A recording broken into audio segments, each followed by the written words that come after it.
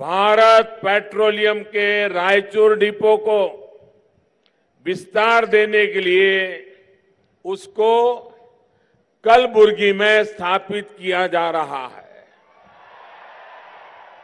साथियों, इस पूरे क्षेत्र में पेट्रोलियम पदार्थों से जुड़ी आवश्यकताओं की पूर्ति के लिए रायचूर डिपो बहुत छोटा पड़ने लग गया था। यही कारण है कि पहले सिर्फ, याद रखना जरा, पहले सिर्फ 2.5 एकड़ में जो डिपो फैला था, अब वो 56 एकड़ से ज्यादा जमीन पर बनाया जा रहा है। ये 56 सुनते ही कांग्रेस वालों की नींद खराब हो जाती है। साथियों, जब महामिलावट और स्वार्थ की राजनीति ही प्राथमिकता होती है तो देश को ऐसी ऐसी मुसीबतें झेलनी पड़ती है। सिर्फ अपने परिवार की, सिर्फ अपने स्वार्थ की राजनीति करने वाले नेताओं को नया भारत, भारत की नई रीति, नई नीति पसंद नहीं आ रही है। अपने स्वार्थों की सिद्धि हो सके, इसके लिए वो देश में मजबूत सरकार से डरते हैं और इसलिए मजबूर सरकार ढूंढ रहे हैं। कैसे भी करके दिल्ली में मजबूर सरकार आ जाए। आज कर्नाटक में मजबूर सरकार बनी है, क्या हाल है आप देखते हैं। एक इधर खींचता है, एक उधर खींचता है। वो कहता है मुझे इतना दो, दूसरा कहता है उसको 2 दिया मुझे 4 दो, तो शाम को तीसरा जाता है उसको 4 दिया मुझे 8 दो। वो कहता है ले लो, कर्नाटक की जनता को लूटो, जितना है बांटो। ये चलने देना है क्या? ये कर्नाटक का हाल बुरा हुआ, क्या देश का भी बुरा होने देना है क्या? देश को बचाना है कि नहीं बचाना है? देश को आगे बढ़ाना है कि नहीं बढ़ाना है?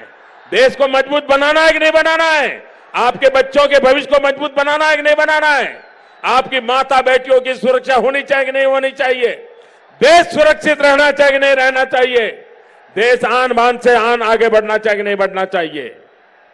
और इसीलिए भाइयों बहनों, मैं आपसे आग कहने आया, छोटी सी गलती कितना बड़ा नुकसान कही गई कर्नाटक का। ज्यादा बड़ी गलती नहीं, छोटी हो गई। कर्नाटक का नुकसान हुआ कि नहीं हुआ? कभी कभी छोटी गलती बहुत महंगी पड़ जाती है। और इसलिए मेरे भाइयों बहनों,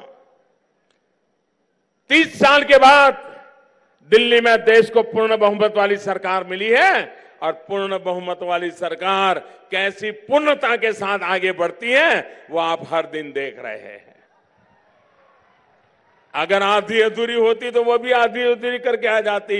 ये पूर्ण है तो सारा काम पूर्ण करके आ जाती है। साथियों, यही वजह है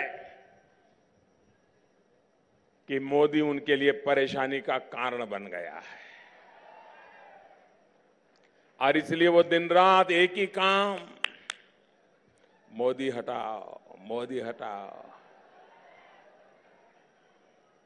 लेकिन वो कान खोल करके सुन ले, और देशवासियों भी इन लोगों को बार बार समझ लीजिए, वे इकट्ठे हो रहे हैं मोदी को हटाने के लिए। और मोदी मेहनत कर रहा है आतंकवाद को हटाने के लिए।